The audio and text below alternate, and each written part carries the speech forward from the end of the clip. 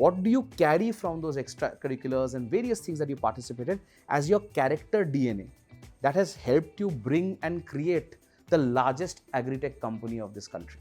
यार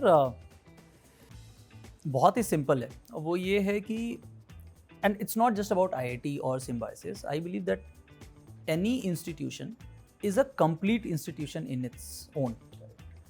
And अगर आप चाहो तो इससे उससे बहुत कुछ extract तो कर ही सकते हो, ठीक है. तो and I'll this is my realization, ठीक है. मतलब ये मैं flaunt नहीं करूँगा कि this was part of my plan. मेरे केस में तो तुक्के में हुआ. बट ये रियलाइजेशन है कि हर इंस्टीट्यूशन जो है अपने आप में कंप्लीट इंस्टीट्यूशन तो है. As a student basically you need to think कि किस साइड में आपको वो क्या चीज़ें एक्सट्रैक्ट करनी है. And so that basically I think whether you are in 2 years course और 4 years course, it's a significant time. And whatever you want to extract, basically you can, regardless of wherever you are, right? I mean, if you want to, let's say, develop your core skills, you can. Whether you want to develop interpersonal skill through extracurricular activities, you can. It's just that that you should have a plan and you should have a strategy कि मेरे को किस side में, किस field में अपने आप को डेवलप करना है. मेरे केस में तो तुक्का में हुआ. तुक्का इसलिए है कि भाई अब वो वही वाली कहानी है कि यार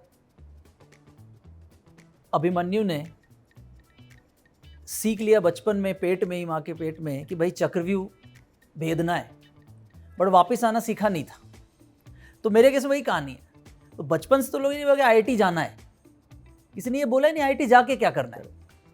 तो अकॉर्डिंग टू मी तो जब when I was in the campus it's हो गया, सब अचीव्ड, एवरीथिंग इज अचीव्ड, जीवन कंप्लीट हो गया. अब उसके बाद क्या करना है तो किसी ने बताया ही नहीं था. पढ़ाओ तो तब शुरू हुआ है वो था. तो अब वो था कि अब उसके बाद मैंने वही किया जो मेरे को अच्छा लग रहा था, और जहाँ जैसे, और बिल्कुल और सब कुछ किया जिस हिसाब से IIT के 4 साल को किया, जो भी किया, बहुत सारी चीज़ें की. बट उसके बाद का ये था कि उसके बाद शायद ये सोचना शुरू किया कि मेरे को किस चीज़ में मज़ा आ रहा है, राइट. और शायद अब यहाँ से आगे क्या करने का है, क्योंकि उसके आगे का माइलस्टोन मेरे लिए किसी और ने तो तय नहीं किया था. तो इस पॉडकास्ट का खासियत पता है क्या है? इस पॉडकास्ट का खासियत है ये बहुत ग्रैन्युलर है भाई. तो जहाँ पे भी तू डिटेल अवॉइड करने का कोशिश करेगा, वहीं पे हम ज़्यादा माइक्रो जाएंगे. बस वक्त तो बहुत है होपफुली आज हमारे पास. आज का दिन तो हमने इसी के नाम पे रखा हुआ है. एंड बहुत मुश्किल होता है यार, 2 फाउंडर्स एक सैटरडे को अपना टाइम निकाल के एक फाउंडर के सुंदर से घर में बैठ के बातें करें. तो don't avoid the granularity. Alright, बहुत सारे चीज़ें किया, अब उस बहुत सारे चीज़ में से कुछ एक ऐसा कहानी, कुछ एक ऐसा learning. Let's go deep dive. Something that changed your mindset in IIT. Some instance that happened that shaped you. Some situation, like हर किसी के पास होता है. मेरे पास एक situation है which completely changed me as a person. And that situation wasn't in college. That situation was in school. And I've spoken about this earlier as well. That there was an instance in my life, bhai, where I was 180-degree opposite of what I am today. What you know me for the last 10 years. 180-degree opposite of that सोच के सोच. तो थोड़ा उस detail में जाते हैं. चलो आज बुलवा के छोड़ेगा ये. आज बुलवा के छोड़ो. तो भाई मेरे लिए ना एक एग्जांपल ये था, क्लास 8 में मैंने 1 साल खो दिया. I lost a year. उससे पहले I was a boy who used to stutter, stammer, not be able to talk properly. दोस्त कोई थे नहीं. लाइफ का अलग शेप होता था, शेल में चले जाते हो. मैं आजकल बड़े बड़े शब्द आ गए, उस टाइम पे समझ में नहीं आता था यार मेंटल वेलनेस क्या चीज़ है. बट कुछ इंस्टेंसेस होते हैं कि आप निकल आते. I have spoken about it, I want to dwell about all of that, but I want to go a little granular. It doesn't need to have negative or positive, it has to have an impact, right. तो शशांक के life में ना, and I से this, मतलब मैं 10 साल पहले तुझे ये बताया था और मैं आज सबके सामने इस प्लेटफॉर्म में बताता हूँ. कुछ लोगों के मुस्कुराहट में बहुत ज्यादा दर्द छुपा होता है. ओके. और तेरे को मैं बहुत पहले ही बोला था, आज से 10 साल पहले, कि in your smile there's a lot of pain. So now I'm not melodramatizing. I'm talking about a founder and the founder mindset and the origin of a founder mindset.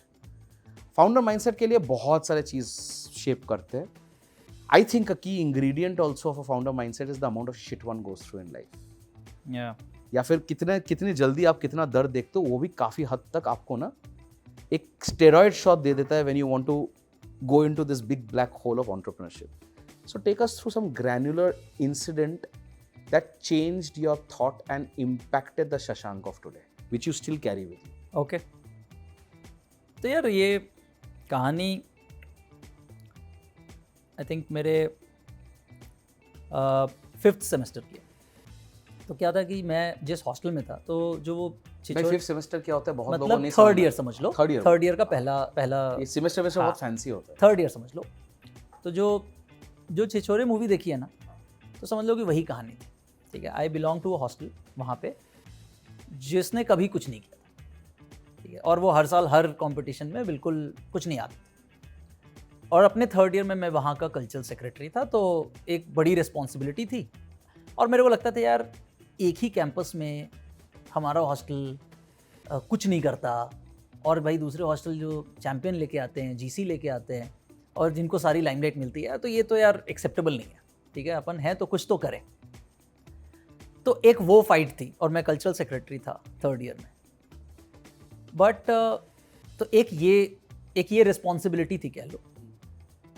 जो अकेडमिक परफॉर्मेंस है वो एक default responsibility है, because आपको वो भी manage करना है। बिल्कुल। उसी टाइम पे मैं कॉलेज का प्ले भी डायरेक्ट कर रहा था, तो वो एक कॉलेज लेवल की रिस्पॉन्सिबिलिटी हो गई। तो एक हॉस्टल लेवल की रिस्पॉन्सिबिलिटी हुई, जो राउंड द ईयर इवेंट है, और बहुत मतलब समझ लो कि वो कॉलेज की एकदम कवर्टेड ट्रॉफी होती है, ऐसा समझ लो, जो है ना, जो आपने खुद से चुनी कि यार मेरे को तो ये निकालना है, बिकॉज मैं जिस हॉस्टल में 4 साल रह रहा हूँ, वो हॉस्टल एक मतलब ऐसे एक एवरेज मीडियोकर हॉस्टल तो नहीं हो सकता, right. We deserve to be a champion type. और एक अकेडमिक रिस्पॉन्सिबिलिटी है, कॉलेज का प्ले डायरेक्ट कर रहे हो, and there was another angle, and तभी मैंने बोला कि आप बोलवा के छोड़ोगे। तो थर्ड ईयर में my mom's health was not good, तो शी हैड कैंसर, एंड उनकी ट्रीटमेंट चल रही थी अपोलो में। तो मेरे 6 महीने ऐसे थे कि मैं 8 से 5 बजे तक क्लास रहता था, फिर 5 से 7 जाकर के मैं कुछ और कर रहा हूँ, 7 से 9 मैं कहीं प्रैक्टिस करा रहा हूँ किसी चीज़ की, फिर 9 बजे मैं हॉस्पिटल चला जाता था रात में, और 9 बजे से रात भर मैं हॉस्पिटल में रहता था वहाँ पे, और फिर सुबह आता था और जाता था। और ये 6 महीने की मेरी कहानी थी। और उसके बाद उस 6 महीने के एंड में मैंने देखा कि मेरे रिजल्ट्स भी अच्छा आ गए अकेडमिक में, जो प्ले डायरेक्ट कर रहा था वो भी ठीक हुआ, अच्छा हुआ।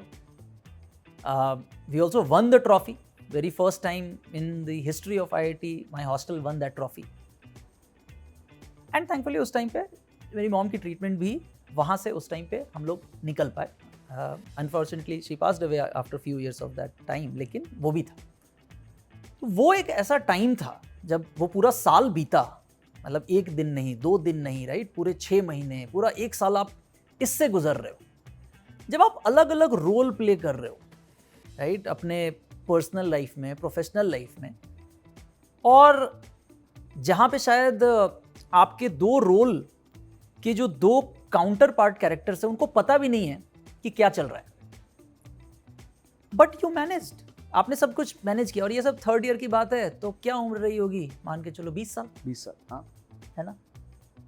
तो वो मेरे लाइफ का एक बड़ा टर्निंग पॉइंट था। मुझे जो एक वो सेल्फ कॉन्फिडेंस लगता है नहीं कि यार कि शायद ना कुछ भी कर सकता हूँ मैं लाइफ में, मेरे को खाली एक बार सोचने की ज़रूरत है और मैं कुछ भी कर सकता हूँ, मतलब लिटरली कुछ भी कर सकता हूँ। एंड अब उसको आप मल्टीटास्किंग कह लो, उसको आप वो प्रेशर को हैंडल करना कह लो, या जो कुछ भी कह लो। और ये जो स्माइल वाली, जो दर्द स्माइल वाली जो बात हो रही है, कहीं से तभी से चिपक गई चेहरे पे कि यार अगर मैं अभी कोई कैरेक्टर प्ले कर रहा हूँ तो फिर जब मैं दूसरे सीन में जाऊँ तो उसको नहीं मालूम होना चाहिए कि अभी मैं ना रात भर हॉस्पिटल जग करके आया हूँ, क्योंकि that's none of his business यार कि मैं किस पेन से गुजर रहा हूँ, वो उसकी प्रॉब्लम नहीं है।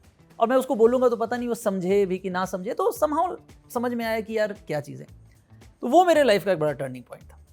फिर उसके लगा कि यार अगर इतनी ये चीज़ है तो मतलब आई थिंक, मतलब I must realise this, and then फिर इसको मुझे और अगर है कि ये स्ट्रेंथ है तो इसको मैं और इस पर काम करना चाहिए और फिर देखना चाहिए। मतलब वो एक रियलाइजेशन ही था, मतलब ऐसा नहीं था, वो स्टार्टअप वो वाली बात, उस टाइम पे तो कोई आइडिया नहीं था कोई कि idea यार नहीं, स्टार्टअप correct. करना है। आईआईटी के एंड में आपकी जॉब लगती है, तो जॉब भी लगी, अच्छी जॉब थी, तो ऐसा नहीं था कि उस टाइम पे कुछ भी था। बट वो एक लाइफ का मतलब जो सेल्फ पोटेंशियल रियलाइजेशन कह सकते हो, उसके लिए वो एक टर्निंग पॉइंट था। एंड काफ़ी बार वो टर्निंग पॉइंट हमें ज़िंदगी के एक राह पे फेंक देता है, या फिर शायद दिखा देता है या मोड़ देता है। And at times that turning point is what we have to be most grateful for.